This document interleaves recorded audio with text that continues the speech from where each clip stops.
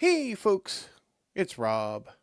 Welcome back. We're continuing today with Night of the Living Dead by Alan Varney from 1989's TSR, a solo catacomb book adventure set in Forgotten Realms. In fact, set in Waterdeep. Um, when we were last playing, we emerged from the drug den in the docks, and we are here at 146F. And we had a choice. We could, you know, we're not going to look around further in the docks. We're done everything we're going to do in the docks. But we have the option of going to the harbor, 94A. That takes a half hour off of my timesheet, which, time does tick, right?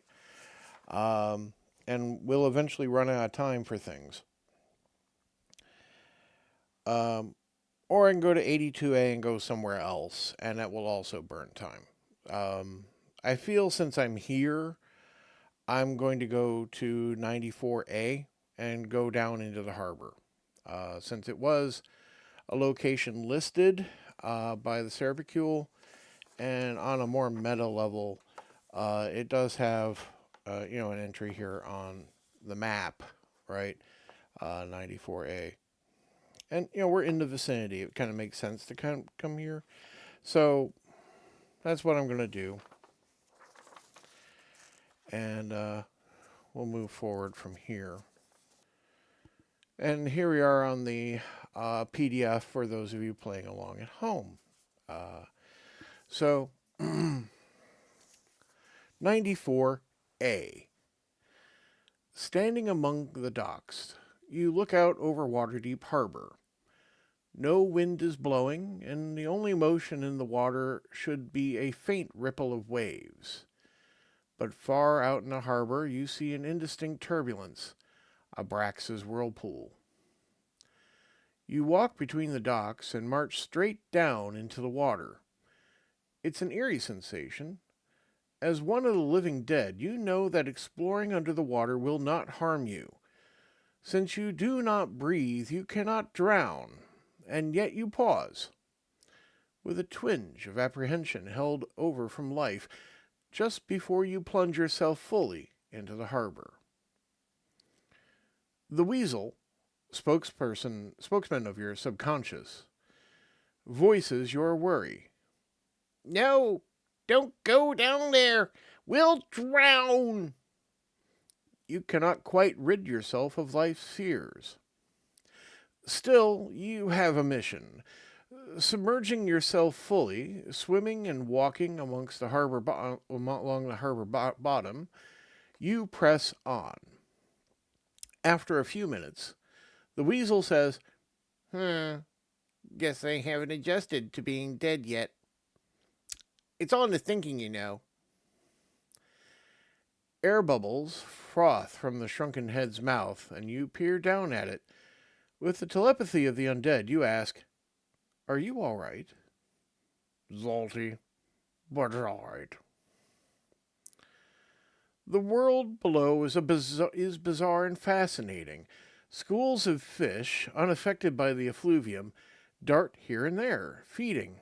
Some bolder fish sidle up and nibble at you, but your undecaying flesh has no attraction for them. They swim off, uninterested. The harbor bottom is free of large plants and utterly devoid of the trash typically found at the bottom of harbors. You dimly remember that mermen hired by the city keep the harbor clean. Still, it's better to swim than to walk. A thin layer of mud coats the harbor bottom, and walking only stirs it up. You can see in these depths nearly as well as in the air above, but the mud still obscures your vision. At the edge of a gravelly slope above deeper water, you almost wish for blindness as you spot the whirlpool. In the distance, a veritable tornado of water descends from the water's surface to touch the harbor bottom. Ice flows from above, spiral down the length of the funnel to the whirlpool's nearest point, where it touches a lighthouse. Built much in human fashion, this lighthouse stands in the harbor bottom, tall, simple, and elegant, topped by an enclosure for its magical light. This is the Merman's Lighthouse, guiding the merman patrols that guard the entrances to Waterdeep Harbor, while at the same time providing a subsurface beacon for the ships above. But its light is now eerily shrouded. Beside the lighthouse is a garden, something of a park for the merman, where underwater plants grow and rare sea life prospers. If you have been here before in this adventure, stop reading here and go immediately to 154D. If this is the first time you've been here in this adventure, keep reading. Well, this is. You are not alone in observing the whirlpool. A few dozen yards from you, towards the lighthouse, floats a sentinel, a merman astride his steed, a giant seahorse. You can see a little of his expression at this angle. It's unhappy, worried. What does he know of the danger above? Would he help you, or would he take you for the enemy? You may approach the merman in a friendly fashion, 123F. Attack him from behind, although you can recall this wasn't your usual practice in life, 96D. Or alert him to your presence and attack openly, 103B. Or you may leave the harbor altogether, returning to the city proper, 82A, or the docks, 74D, or emerging in the countryside outside Waterdeep, 45A. Well, as you can see in the picture here, we have the lighthouse, we have the merman. He's got a belt canteen thing. He's wielding a, harpoony thing as opposed to a trident. That's definitely a large seahorse creature. It's got the snout and everything, but it's got a bridle. Nice, fanciful underwater scene, right? And there's the water spout carrying ice flows down for some reason. Interesting picture from G-Bar. Certainly sets the scene. I don't have an option presented of just, like, when you're free to look around, you may investigate. So this is usually how it means that I have to, engage with this merman before I can do any of these other things. I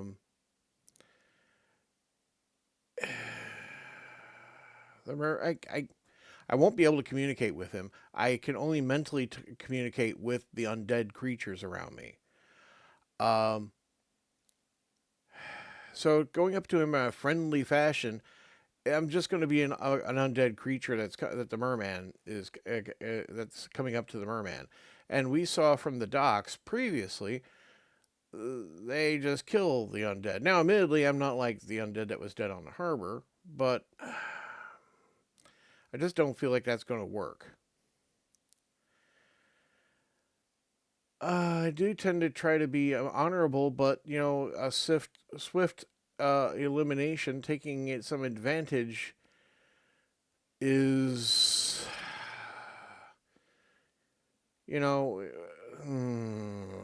open combat.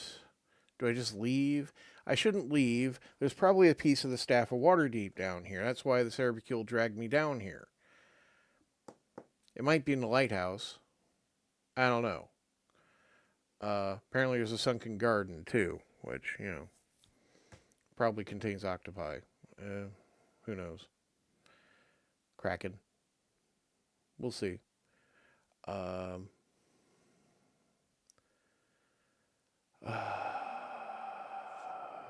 a die. Even, we'll announce our presence. Odd, we will sneak up on it. It's odd. I rolled a 7. Here, flip it on for a moment. There you go. All right, we'll sneak up on it. 96D, that's very short right there. With the silence of the undead, you sneak up behind the merman and his steed. One single savage thrust of your sword, and he slides from his saddle dead. The seahorse bolts in panic and flees to safety. You look down at the fallen soldier, envy of his death, warring with the guilt over your cowardly attack. Brave soldier, Says the weasel to you. too bad you have no children to beat up. Ugh. Mark evidence box D on your bookmark, then return to 94A to look around. Note you cannot look at the seahorse now, it has fled. I could look at the seahorse before? It didn't seem like that. Alright, evidence box D. I feel like that's not a good thing.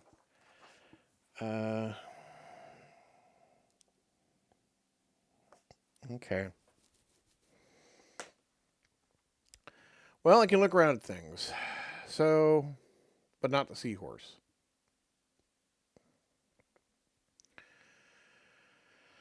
Well, let's look at the things. 96E is the harpoon. That's also very close.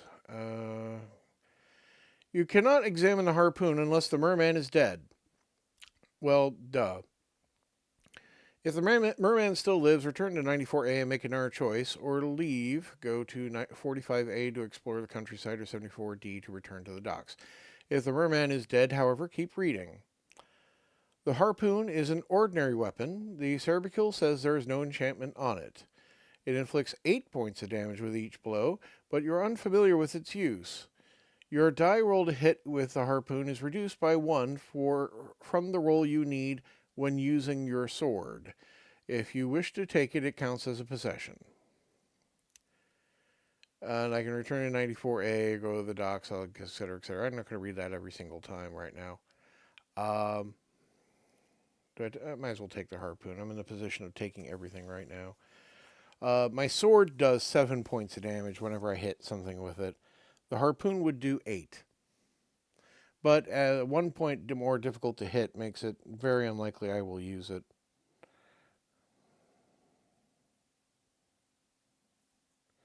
I'm going to put 8 dam, -1 hit next to that. Just to make sure I, stay honest about that. Because who knows if I'll ever get around to using it, or I'll just toss it aside at some point. Let's go back to 94A. So I can't look at the seahorse because seahorse fled. Belt and canteen. Sure, let's look at what the merman had on him. Let's be a complete murder hobo today. 86A. You see that the merman wears an ordinary leather belt treated to resist water damage. From the belt hangs an ordinary-looking metal canteen. But mermen don't need canteens. What can it contain? You cannot get a good look at it if the merman is still alive. Well, obviously. If he is, go to 94A, make another choice. If the merman is dead, keep reading. The canteen contains a dozen small black pellets. You remember what they are, too. Weapons. Magical weapons. A merman warrior flings a handful of these at a foe and they explode, automatically inflicting damage. There are a dozen pellets here. To use them during combat, fling one or more instead of swinging your sword. They explode, and your enemy loses 1 unlife point for each pellet you throw. You may throw up to 8 at a time. Keep track of how many you use. Well, we have this from the docks. If you wish to take the canteen and pellets, they all count as 1 possession. If you have identical pellets from another encounter, you may put them 2 in the canteen and all still count as 1 possession. Well, okay. So now I have 24 pellets. And we'll just assume the canteen on that, right? Right, 24. Okay. But we'll go back to 94A and select something else. So we can go to the lighthouse, or we can go to the sunken garden. I feel like the lighthouse definitely beckons us, right? It's not far, 100A. So here we have a new image. The lighthouse with an opening down here at the bottom. It is meant for mermen, so it makes sense it's not a door, right? That'll be Abraxas up there on Abraxa up there at the top,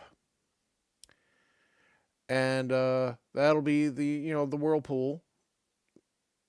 And this is different. We have a figure and a bottle and two stones and some kelp, you know, as you do. 100A.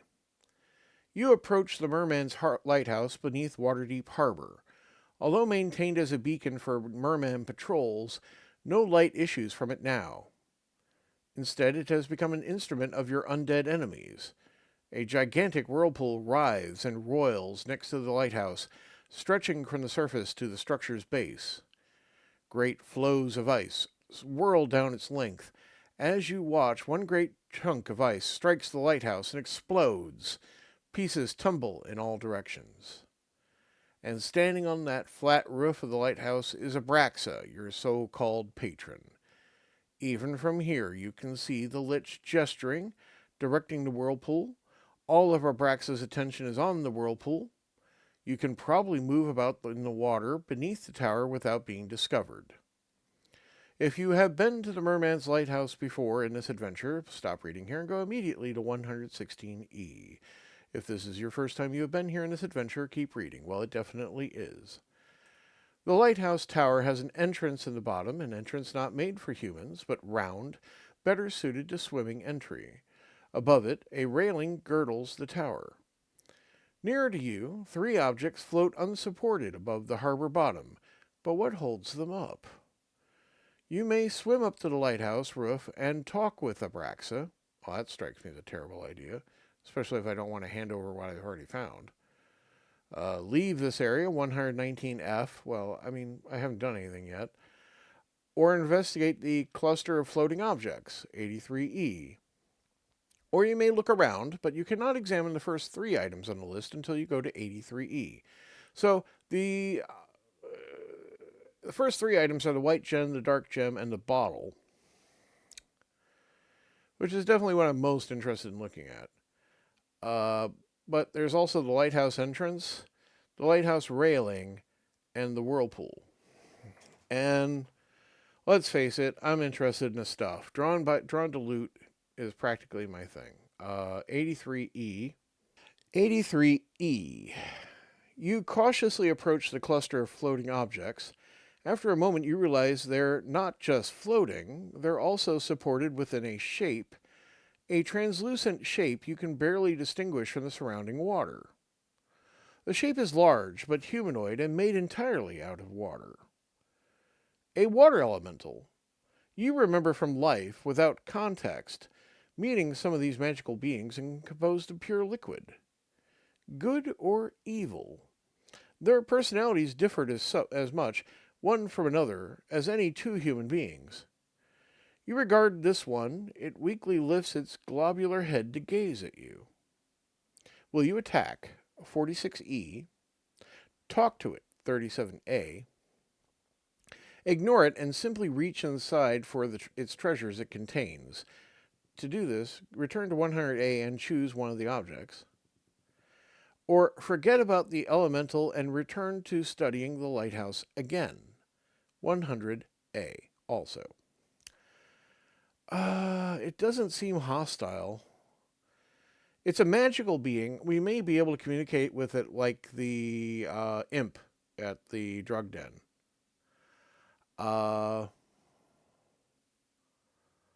Mind you, no, I already regret being a murder hobo once today. Let's go and talk to it. 37A. 37A. Who are you, sad creature? You ask. Why do you lie here weak and in the shadow of great evil, so far from your native plane? The elemental stirs. Its voice, a deep but pained bass, resounds from the white gem inside of it. I am a prisoner, it moans. Far away in the seas that birthed me, I was powerful, a ruler of my kind. But that dark wizard, it gestures feebly at the lich on the tower, summoned me and many more of my kind, bound us, and used our energies. It converts great quantities of water into some horrid red fluid, like mortal blood, that drains down deep under the ground. Senseless, awful. Can you help me? It begs. Do not let me perish in this dismal dimension alone and friendless. Remove the dark gem from my person. It binds me here and slowly destroys me. But please, use your blade, not your hand, for the gem would harm you as well. Obligingly, you carefully push your blade through its torso, like putting a straw through a soap bubble. Catching the dark gem, you flick it free of the elemental's body. The gem disintegrates as soon as it reaches the outside water. Free! The elemental shouts in your mind, and the water churns as it swims upward, joyfully, powerfully. I am indeed grateful. How may I help you, warrior? Do you know anything of the Staff of Waterdeep? You ask. I seek it to destroy your former captor. Gladly would I help you with that quest. Yes, I know of a piece of the staff, a piece made of unmelting ice. I saw it plunge into the lighthouse tower, and I escaped to toss it upon the currents. They carried it far from here, to the cave of Memore Eel. Come, I will take you there. If you have not already found the ice piece of the Staff of Waterdeep, go to 137A. If you already possess this piece, go to 126C. If you have half an hour or less remaining on your mission, you cannot spare the time to go with the elemental. He swims off, leaving you to look around at 100A. Well, apparently, I'm going to spend a half hour going with the water elemental, and I need to go 100 pages up to 137A. 137A. The elemental swims along slowly to accommodate your less skillful progress towards the distant merman garden. Alasodons, foul carrion eaters, have scoured the whole harbor looking for the staff. If they have found it, we are lost. Hurry, for our goal is just ahead. Mark off a half-hour travel time. Okay. It is now 6 a.m. Near the sunken garden of the mermaid, the elemental comes to a halt and points out a hole in the harbor bottom, a hole large enough for a moray eel, but not for you. This is where the piece of the staff disappeared. One last thing. The elemental reaches within its own body and pulls out the white gem, extending it toward you and dropping it in your hand, but still touching it. This is a speaking stone, the elemental says, its voice now coming from the stone in your hand. It will allow you to converse with mortals and living beings. I hope it is of use to you. Now my own dimension calls me.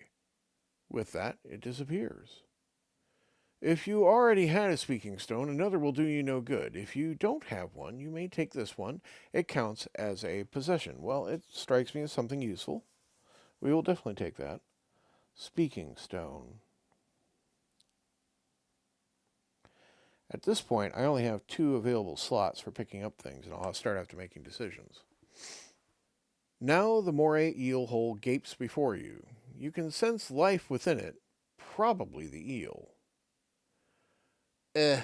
You're not going to, begins the weasel. No, you say, moved by the sheer folly of the idea to answer your own subconscious mind. A moray eel could bite your arm clean from your body. But you could, at least, risk probe with your sword, 99B, or you may investigate the nearby sunken garden. You have already spent travel time you need to reach it. Go to 104A. Or leave. 119F. Well, I don't want to leave. I guess we'll try probing with my sword, 99B. 99B. You carefully poke your sword blade into the cave, cautiously scraping around the walls for the staff. Suddenly, the cave's occupant lunges out at you. You swing wildly to block the bite of a huge moray eel, except it is merely a small hermit crab that scuttles out of the cave. It quickly scuttles away from you. You sense no other life within the cave. If you had a living spirit, you would probably laugh. Great, Says the weasel with asperity. I almost died all over again. You were so startled. Now that it's safe to reach inside, you grope for only a moment or two before your hand closes on something smooth, hard, and cold, and you pull out the ice piece of the Staff of Waterdeep. Check off this piece on your bookmark list and take it with you. It does not count against your limit of 8 possessions, or 12 for me because I have the bag of holding. Go to 156A to find out more about the Staff of Waterdeep and this piece of it, but first make a note of this section, 99B, so you can return here after you are finished. And we'll read the rest of that in a moment, but first we're going to read about the staff. So I need to, kind of bookmark this, 99B. All right, and this is the ice piece, so we mark that off.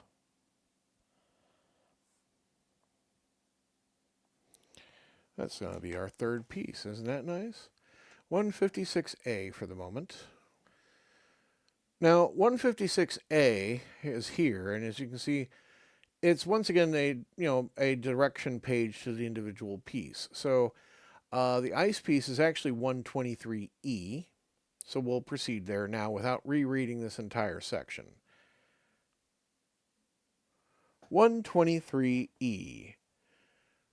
Carved from special ice that never melts by Salasas, a merman artisan. This section of the staff is etched with elaborate snowflake designs. You wish you had the spirit to appreciate the work that must have gone into it. The ice staff's original form was that of a many-faceted teardrop. When carrying the teardrop, the Servicule explains, a water dweller could travel on land and communicate with the people there. Anyone who initiated violence within sight of the teardrop became paralyzed instantly until the teardrop was out of range, so of course no one in possession of the teardrop ever started fights. In this way, the teardrop fostered good relations between the water and land dwellers. Salahas was deeply honored to donate it to Kelvin for the staff. Now return to the text you were reading, which was 99B. So we go back to there. 99B, the part we haven't read yet. Will you go to the sunken garden that is within a few moments' swimming distance, go to 104A, and lose no time? Or will you go elsewhere, 119F? Well, we will definitely go to the garden if I won't lose any time going there. That is 104A. But seeing the time, we'll do that next time. 104A is this page, and we will return here for our next episode. Have a great day. Thank you for your time. Goodbye.